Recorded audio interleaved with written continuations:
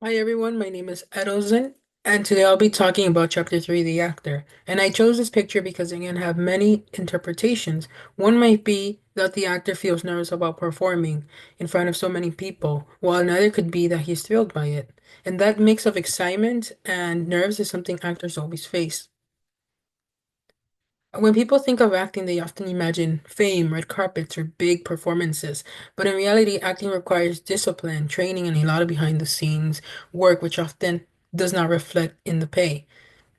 And many may end up making less than the janitor who cleans the theater afterward. In fact, the book actually says actors often realize less income than the custodian who cleaned theaters in which they perform for this reason. And even though we also think of actors as being in the spotlight, the harsh reality is that they are getting told what to do by directors, producers, makeup artists, and their agents, among others. And so in the theater hierarchy, actors actually rank really low. And so what is acting? Acting is about living truthfully in imaginary situations. You're bringing a character to life and making the audience believe this person is real. And there are two ways to interpret this kind of acting, internal and external. External acting focuses on how a character behaves, the gestures, the voice, and the movements. It's great for beginners and allows clear, consistent performance, but it can also sometimes feel shallow or rigid or robotic, and it might not connect well with the audience. Then there's internal acting that focuses on why a character behaves certain ways. It's driven by emotion and psychology. It creates a deeper, more realistic connection with the audience, but it can also be emotionally draining and harder to control.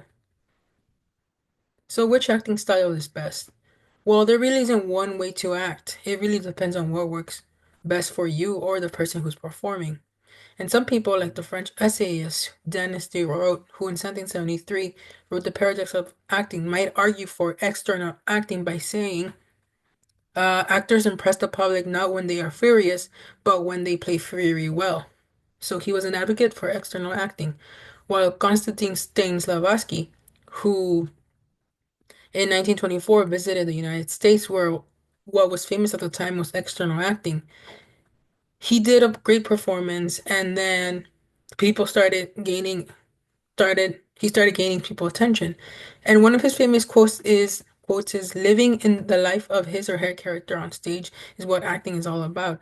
And he gained many disciples doing this, including Lee Strasberg, who trained many people on what he termed method acting. People like Robert De Niro and Marlo Brandon, who made their characters totally immersive and believable. Actors also train their voices and body. A strong voice helps them project emotion and meaning, while body language, postures, gestures, and facial expressions help tell the story even without the words. There's also this kind of magic. The actors can make time stop. They make us forget we're watching a performance and feel something real. That's what makes theater sublime. It transforms both the actor and the audience. And I tried looking for pictures of this online, but I couldn't find anything to show what sublime means. So, how to become an actor? Well, acting takes imagination, discipline, clear goals. Actors might wake up early for makeup, study scripts for hours, and stay focused even through long rehearsal times. It's a mixture of art and endurance. They also have to have self-control. And to start becoming an actor, you first go through the audition, which is the most intimidating part of an actor's work or career. But directors want to see confidence and a sense of truth in how they interpret the role.